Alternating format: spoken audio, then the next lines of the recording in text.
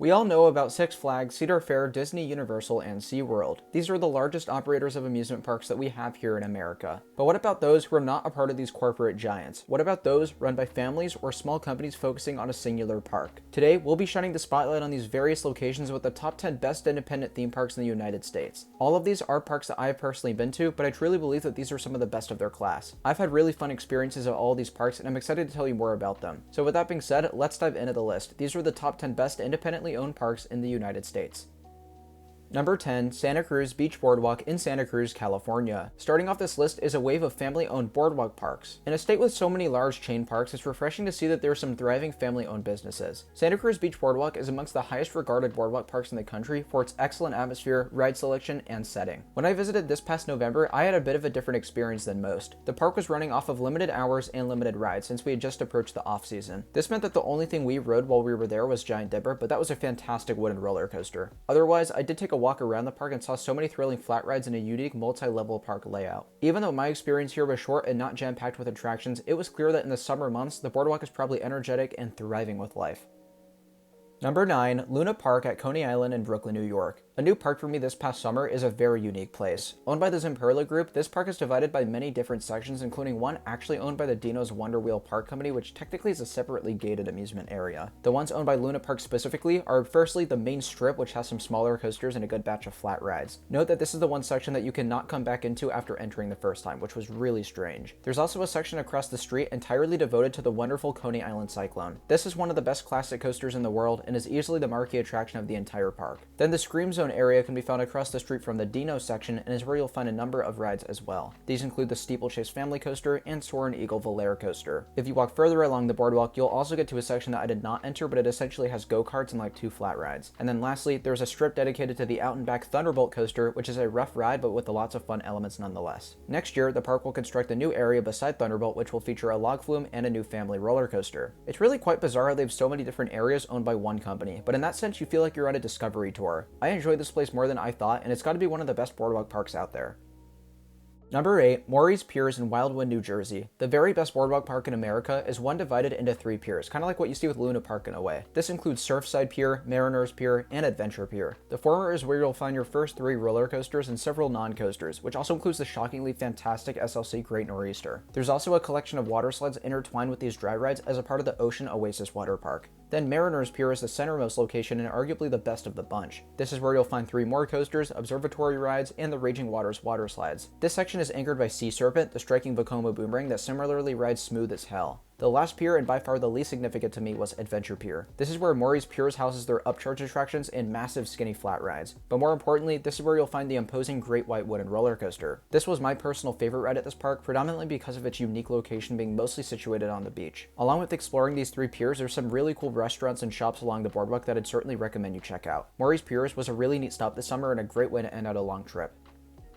Number 7, Waldemar in Erie, Pennsylvania. Finally a traditional amusement park, but one with an interesting mix of attractions. Waldemar is a family-owned property with a bit of a classic feel to it. A lot of the rides really reflect this vibe as well, as they have some old-school walkthroughs, dark rides, and theming. But that's not to say that they don't have some modern offerings as well. My favorite would have to be Ravine Flyer 2, which is a fantastic wooden roller coaster that actually crosses a road. Additionally, Waldemar has some really cool flat rides and water slides on offer. Oh, and try some of this park's food, because they have some really unique stuff. Waldemar packs a punch because they have all these fun offerings in such a compact footprint. When I tell you it's a small park, I'm not joking, yet they still retain a great atmosphere with good rides. I definitely look forward to coming back here whenever I have the chance to do so.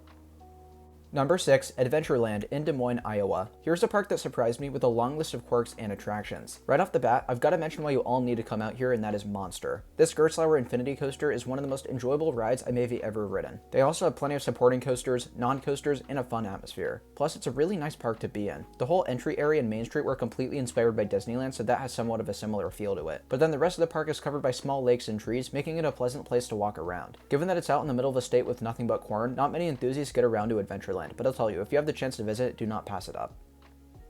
Number 5, Enchanted Forest in Turner, Oregon. The least known park on this list is one of the best themed locations on the continent. Enchanted Forest is a stunningly beautiful park located in dense forestry with dozens of themed walkthroughs. The entire Storytale Walk, which you see right when you enter the park, is covered by pieces of theming that pay homage to all your favorite nursery rhymes from when you were a kid. Plus, the architecture that this park pulled off is really something else. They additionally have a couple unique rides on offer too. Ice Mountain Bobsleds is a really weird family coaster, whereas Timber Mountain Log Ride is one of the most scenic log flumes I've experienced. Enchanted Forest really feels unlike any other park I've been to, and I know they've been having financial trouble, so I really want to get back here soon. Number 4, Lagoon in Farmington, Utah. The state's lone amusement park fortunately does have a lot on offer. First, talk about a well-rounded coaster lineup. Knoebels is a great standout that was actually built by Lagoon themselves. Then they have Wicked, Colossus, Roller Coaster, and Spider, which are all loads of fun, not even to mention their non-coasters. This park has some of the best flat rides I've ever been on, some of the most classic dark rides I've done, and some really cool water rides. It's almost like they have everything you could ever want for in a quintessential amusement park, but I do say that lightly since it's a beautiful place with quirky theming. Lagoon was a great experience even on a Saturday last year, meaning of course I would highly recommend it. Number 3, Silverwood in Athol, Idaho. The Pacific Northwest's best theme park is one that I'd actually draw some similarities to Lagoon. It has a similar atmosphere, is equally beautiful, and nicely landscaped. But in my opinion, Silverwood has an even better coaster lineup. Their top 3 is absolutely phenomenal. Stunt Pilot is their newest attraction and it packs in some outrageous forces. Aftershock is the same way, with its unique traits and powerful series of elements. Then Tremors is one of the most jam-packed wooden coasters I've ever been on. I also really enjoyed Timber Terror and Corkscrew to round out the collection. I'd also like to give a shout out to the really affordable pricing. Everything at Silverwood, from the food, merchandise, souvenirs, and even parking, are all really cheap. I get that they don't have competition nearby, but it was still surprising to see this. I had such a fun 2 days here in August, and no doubt I would love to come back at some point. Number 2, Knoebels in Elysburg, Pennsylvania. This park was so close to taking the top spot, but unfortunately there was one park I wanted to put higher. Nonetheless, let's shine some light on Knoebels for a moment because this park is absolutely amazing. They have one of the best atmospheres in the world to start things off. Like, come on, look at this music, guys.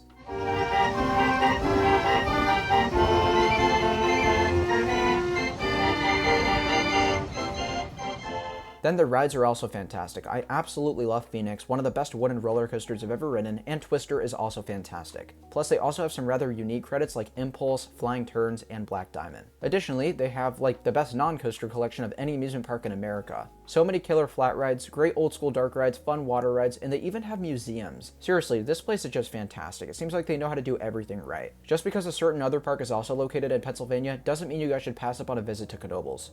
And coming in at number 1 is Uncle Bernie's in Fort Lauderdale, Florida. Number 1 is really Hershey Park in Hershey, Pennsylvania. Whenever I think of this park, the first thing that comes to mind are the roller coasters. Let me make it clear that besides Cedar Point and Magic Mountain, I believe Hershey Park has the 3rd best roller coaster collection on Earth. Skyrush is an outstanding hyper that tries to rip your body in half. Likewise, Candemonium is also a great hyper coaster, but this one is on the more graceful side. You've also got to love the supporters too. Storm Runner is an awesome launch coaster, and Fahrenheit is disturbingly underrated. Great Bear is also a great B&M invert, pun intended, and Lightning Racer packs in more of a punch than what people give it credit for. Talk about one hell of a big 6. It's also a beautiful park with good operations and a great atmosphere. The way I'd best describe Hershey Park to someone who's never been here is like an upper tier Six Flags without the Six Flags-y character traits. For such a massively popular park with so many fantastic rides, it's commendable that Hershey seems to have it all together all the time. This is an awesome place and one that you should all make a point to visit at some point in the future.